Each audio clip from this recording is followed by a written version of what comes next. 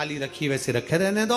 और गोवर्धन पूजन वाले दिन भगवान गोवर्धन नाथ जी का नाम लेकर माता लक्ष्मी का स्मरण कर कर फिर 2 दिए लगाना है। 2 दीप, अब की बार तेल का दीप नहीं आएगा, दोनों दिए घी के लगेंगे और दोनों ओर लगेंगे, लक्ष्मी जी के सीधे हाथ पर भी और उल्टे हाथ पर भी। घी का दिया लगा दो, अखंड नहीं लगेगा, थोड़ी देर के लिए लगाना है। और लगाकर उन्हीं दीप को लगाकर माता के पूजन कर लो। गोवर्धन पूजन वाले दिन, पड़वा के दिन जैसी पूजन रोज करी वैसी की वैसी चंदन, रोली, मोली, हल्दी जो भी है वो चढ़ाकर पूजन करो। केवल 1 कमल गट्टा, 1 हल्दी की गठान और 1 कमरबेल का टुकड़ा समर्पित कर कर भाव से प्रेम से भोग लगाकर आरती कर लो। वही 2 दिए से जो रखे हैं उन्हीं 2 दिए से आरती कर लीजिए और माता को प्रार्थना कर कर अपने घर में रखिए।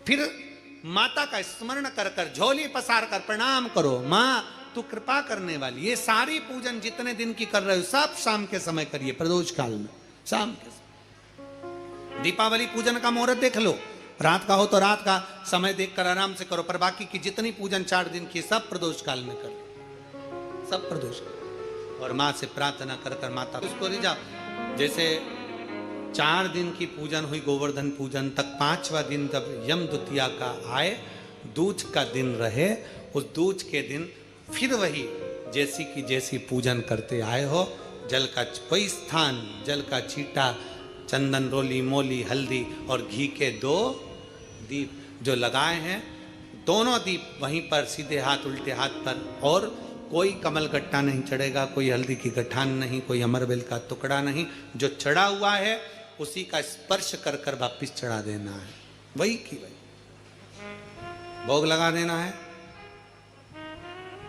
जो सिक्के तुमने रखे हैं उस सिक्के को हाथ में उठाना है, 1 हल्दी की गठान, 1 कमल गट्टा, 1 अमरबेल का टुकड़ा, लाल वस्त्र में उसको बांध कर दिया साथ में लेकर, 1 दीप वहीं लगा रहेगा, 1 दीप साथ में लेकर जिस अलमारी में तिजोरी में आप रखने के लिए जाएं, उसी अलमारी तिजोरी के साइड में दीप को थोड़ी देर के लिए रखें।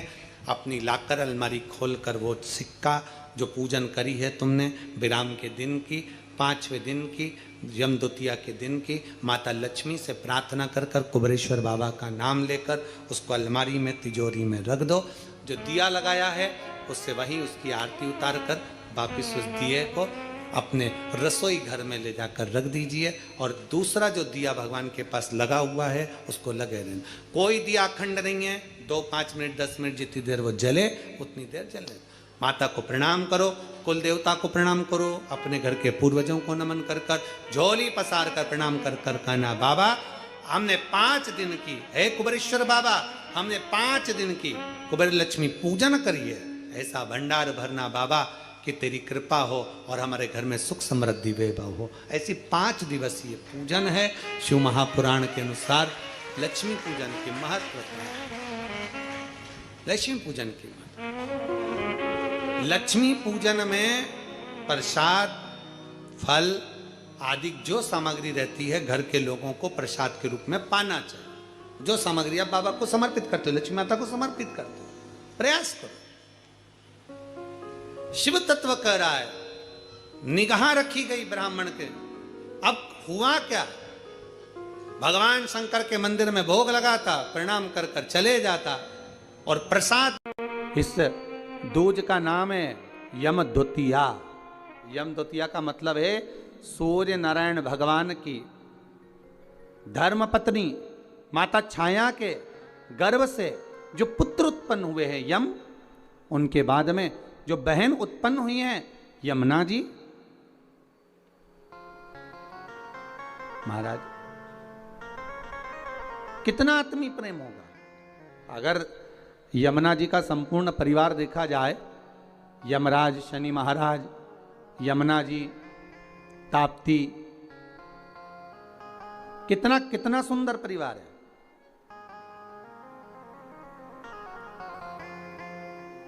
एक बार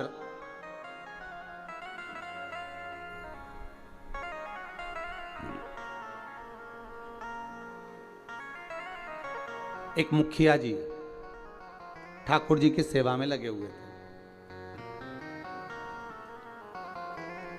और ठाकुर जी की सेवा में लगे लगे मुखिया जी भगवान से रोज लाड़ लड़ाते, ठाकुर जी का रोज श्रृंगार करते। ठाकुर जी को नए नए वस्त्र आभूषण धराते, सुंदर सामग्री सिद्ध करके भगवान को सामग्री धरा देते, बड़ा सुंदर साज सजाते। एक बार मुखिया जी की ग्रह दशा पर 7.5 आ गया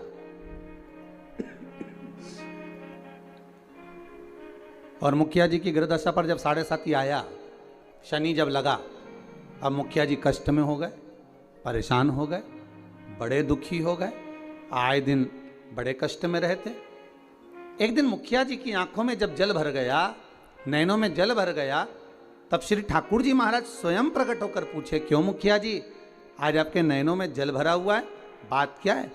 शास्त्र कहता है, शिव महापुराण की कथा कहती है, जब आप शंकर भगवान पर जल चढ़ाएं या ठाकुर जी से लाड़ लड़ाएं, ठाकुर जी की सेवा करें, ठाकुर जी की अर्चना करें, पाठ करें, पूजन करें, ठाकुर जी का स्नेह लड़ाएं, उस समय पर श्रृंगार करते समय, पूजन करते समय, सेवा करते समय, भगवान की आराधना करते समय आपकी आंखों में जल नहीं होना चाहिए। भगवान की अर्चना करते समय जल क्यों आए, किस लिए?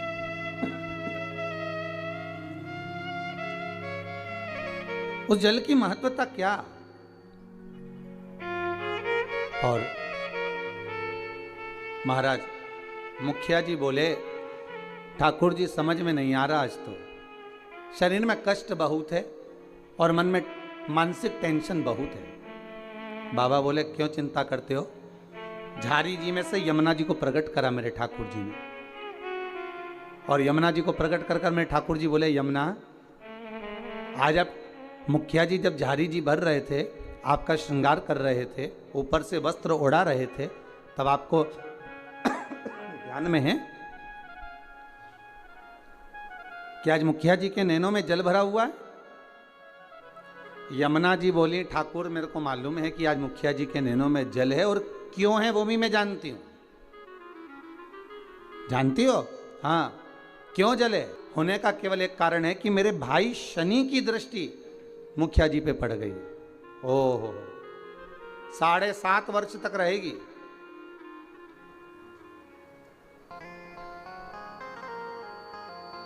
भगवान कृष्ण बोले, यमुना अगर शनि महाराज आपके भाई हैं, हमारे तो साले हैं, यदि बहन बोले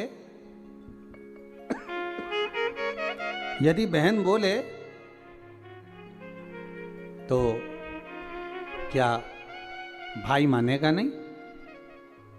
बोलो प्रभु क्या चाहते हो? बस जाओ और शनि महाराज से कहो, जो ठाकुर जी से लाड लड़ाए, जो भगवान की सेवा में डूबा रहे, जो भगवान की भक्ति में सदा डूबा रहे, उस पर कभी न 7.5 लगे न ढैया लगे। शनि की कुदृष्टि उस जीव पर नहीं पड़ना चाहिए।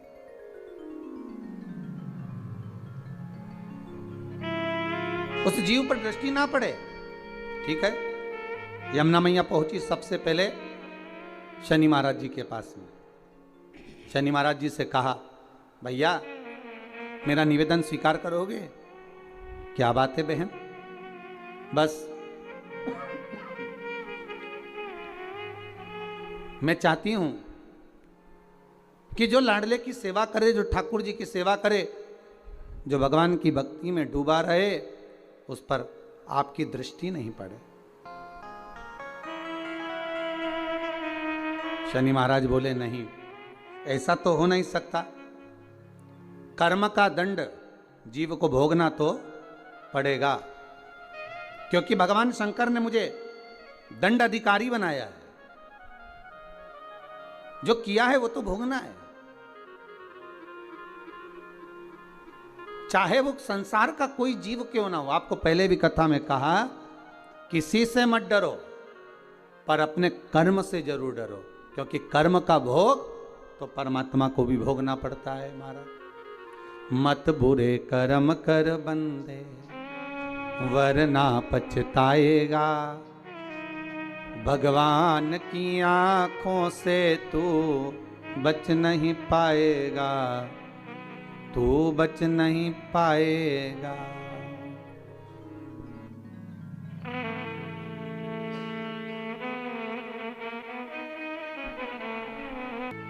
शनि महाराज ने कहा ये नहीं हो सकता, ये हो ही नहीं सकता, जो नहीं हो सकता मैं वर नहीं दे सकता। यमुना जी वापिस लौट कर आ गए। समय आया,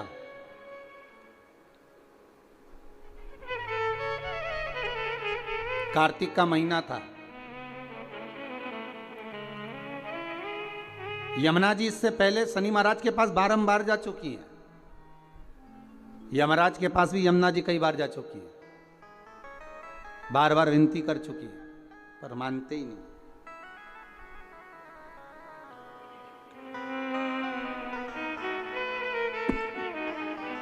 कार्तिक का महीना और महाराज द्वितीया तिथि शुक्ल पक्ष की।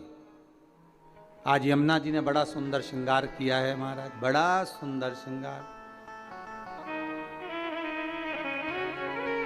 बड़ा सुंदर श्रृंगार। हरि खम्मम हरि ओरे खम्मम हरि यमुना माँ जाकी अलबेली। अरे खम्मम हरि यमुना जाकी अलबेली। ओरे खम्मा मैया कई पापी पार उतार दिए। जय जय यमुना मैया हजारों तार दिए। हे यमुना मैया बड़ी कृपा करिए। जय जय यमुना मैया ओ जय जय यमुना मैया। जय जय मैया जय जय यमुना मैया। हजारों वैष्णव तार दिए। जय जय यमुना मैया हजारों वैष्णव तार दिए। जय जय यमुना मैया कई पापी पार उतार दिए। जय जय यमुना मैया कई पापी पार उतार दिए। जय जय यमुना मैया। आज यमुना मैया बड़ा सुंदर श्रृंगार कर कर जा रही है, बड़ा सुंदर श्रृंगार। जिस दिन बहन भाई के घर पर जाए या भाई बहन के घर पर आए, उस दिन बहन के चेहरे की चमक ही दूसरी रहती है। हम भाइयों के चेहरे की चमक तो नहीं कह सकते, पर बहनों के चेहरे की चमक कह सकते हैं कि बहन मायके आए या भाई बहन के घर जाए, इन दोनों में बहन के चेहरे की चमक ही दूसरी होती है। और केवल एक बात याद रखिएगा, यमुना मैया केवल अपने कार्य के लिए नहीं जा रही हैं यमराज के पास में, शनि महाराज के पास में। यमुना मैया केवल अपने कार्य के लिए नहीं, कई वैष्णव हजारों वैष्णव तार दिए। जय जय यमुना मैया कई पापी पार उतार दिए। जय जय यमुना। केवल अपने कार्य के लिए यमुना जी नहीं जा रही, यमुना जी जा रही हैं संपूर्ण भूमंडल के उद्धार के लिए। सारे देवी देवता के चरणों का दर्शन अगर आप करेंगे तो सबके चरण एक साथ दर्शन होंगे, पर यमुना जी के चरण का यदि आप कभी दर्शन करेंगे तो यमुना जी का चरण एक आगे एक पीछे है। क्यों? क्योंकि यमुना हर पल हर घड़ी हर क्षण दौड़ती हुई नजर आ रही है वैष्णवों को जोड़ने के लिए, भक्तों को जोड़ने के लिए।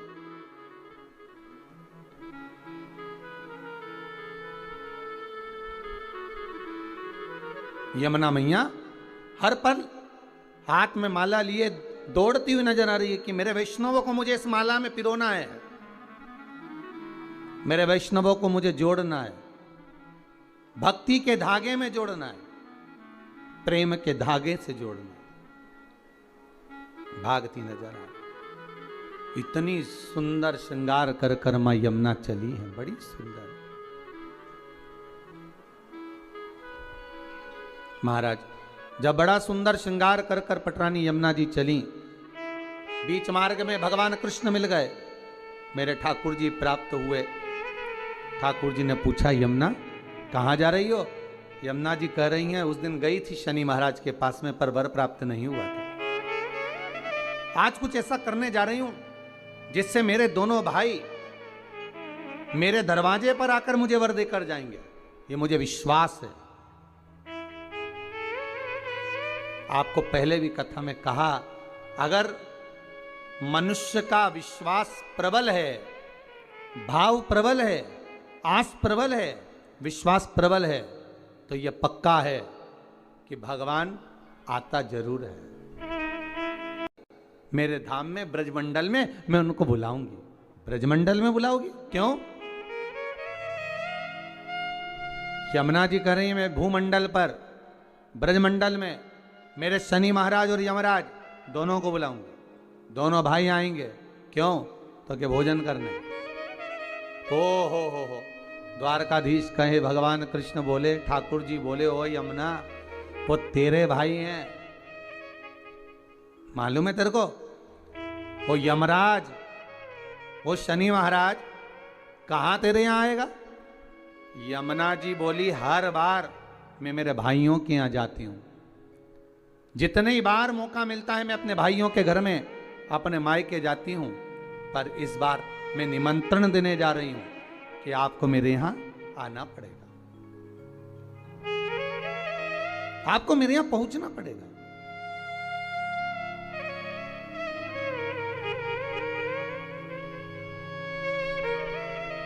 महाराज यमदूतिया की कथा कहती है, बहन और भाई का संवाद कहता है। एक बूढ़ी मां के 7 पुत्र, 1 पुत्री।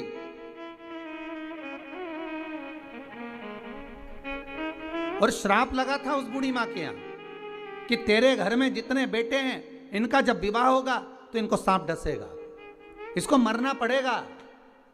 बहन बड़ी दुखी है।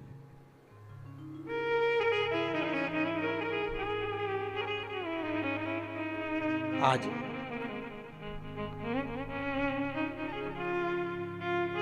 6 भाइयों को सांप डस चुका था। 6 भाभियां विधवा हो चुकी थी, वैधव्य हो गई थी। केवल एक भाई बचा। मां ने कहा, बेटा बहन के घर चले जाओ, दूज का तिलक लगवा कर आओ। जाओ। भाई जाए। बहन को सूचना मिली कि मेरा भाई आ रहा है और एक ही भाई बचा है, अब तो शादी होती है, सांप डस लेता है, क्या करूं? भाई का आदर करा, सत्कार करा, सम्मान करा। भाई गया, बहन प्रसन्न हुई, पर चिंता एक ही व्याप रही थी कि एक भाई बचा है और उसको भी सांप डसेगा विवाह में। आया समय, शादी पक्की हो गई, विवाह पक्का हो गया, पर मां को भी चिंता और बहन को भी चिंता कि सांप आएगा और उसको डसेगा शादी में। बस विवाह होकर आती है बहू और सांप डस लेता है। बहन के मन में जब भाव प्रकट हो गया तो विवाह का दोष मिटाया कैसे जाए, मन में आ गया, एक काम करती हूं, जहां मेरा भाई जाएगा, भाई का जहां पूजन होगा, उस जगह पर सबसे पहले पूजन बहन का होगा। बहन भाई का स्वरूप धारण कर कर चली। जहां भाई को खड़ा करते बहन वहां खड़ी हो जाती। बारात चलते चलते पीपल के पेड़ के नीचे रुकी तो भाई से कह दिया, धूप में खड़े हो जा, मैं बैठूंगी इस पीपल के पेड़ के नीचे।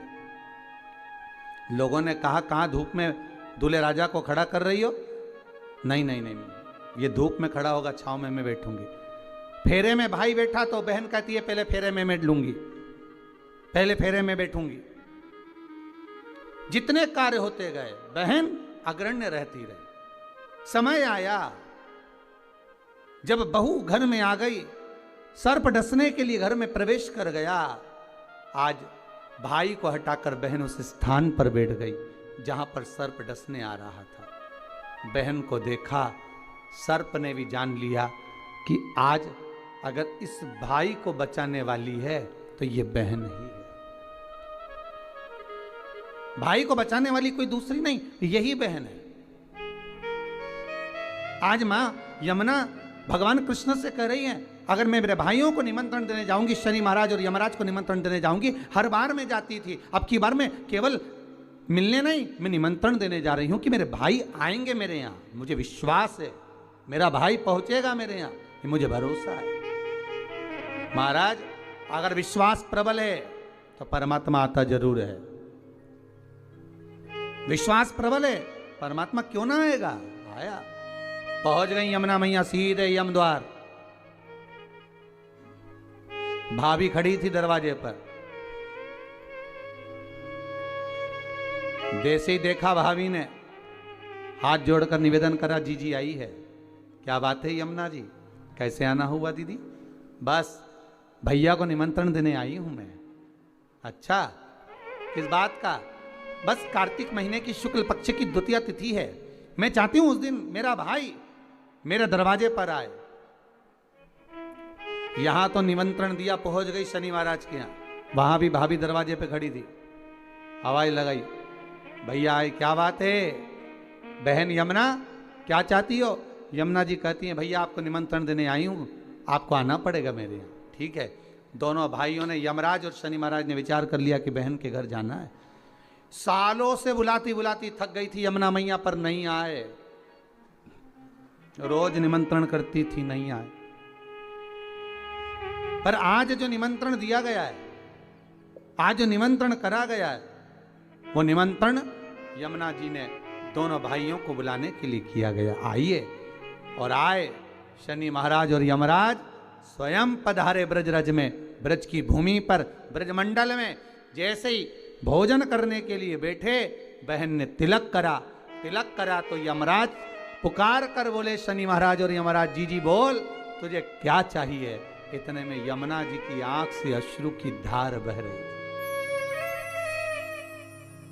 अश्रु की धार। महाराज, एक भाई की पूंजी, एक बहन की पूंजी ही प्रेम है, स्नेह है।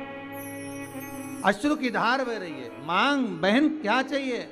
यमुना जी कहती हैं, बस भैया कृपा कर दे, दोनों भाई से एक ही वर मांगती हूं, जो यम द्वितीया के दिन इस यमुना जी के जल में स्नान करेगा, वो सारे बंधनों से मुक्त हो जाएगा। यमराज कहते, तू इतना सा मांगती है यमुना, मैं तुझे वर देता हूं। यम द्वितीया के दिन जो भाई अपनी बहन के हाथ से मस्तक पर, भाल पर तिलक करवाएगा, वो यम की कैद कभी नहीं जाएगा, ये वचन देता हूं तुझे। शनि महाराज ने कहा, बहन मैं तुझे वर देता हूं, वचन देता हूं, जो यम द्वितीया का तिलक अपने मस्तक पर धारण करेगा, यम द्वितीया के दिन जो बहन के घर का भोजन ग्रहण करेगा, उसको कभी ना साढ़े साती लगेगा, ना कभी ढैया लगेगा। जो बहन के घर का यम द्वितीया का एक निवाला भी ग्रहण कर लेता है,